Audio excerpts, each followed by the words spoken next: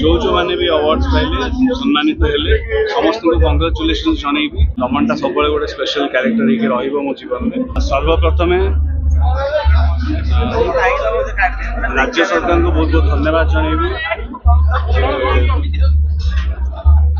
2021-22 जो अटकी state awards हो पार्ला एवं समस्त जीओई मेंबर्स मान को बहुत बहुत धन्यवाद जनइबी।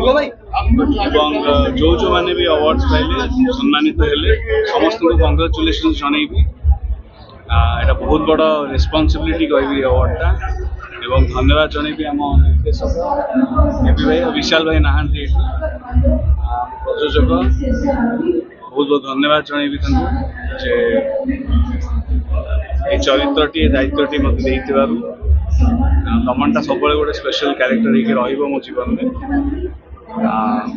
जमती कहली जे अवार्डटी गोटे दायित्व आगु को आहरी भल काम करिया वो आई एम रियली हैप्पी बहुत खुशी अछि।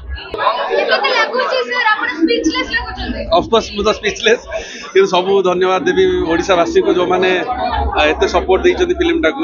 तो नेशनल पूरे स्टेट अवार्ड आहरी भी गोटे मोटिवेटिंग फैक्टर गोटे प्रोड्यूसर फर्स्ट कम न्यू कमर प्रोड्यूसर तो बहुत बहुत धन्यवाद देवी आम समग्र ओडिशावासी जे मैंने ए फिल्म एत मात्र सपोर्ट देइछथि।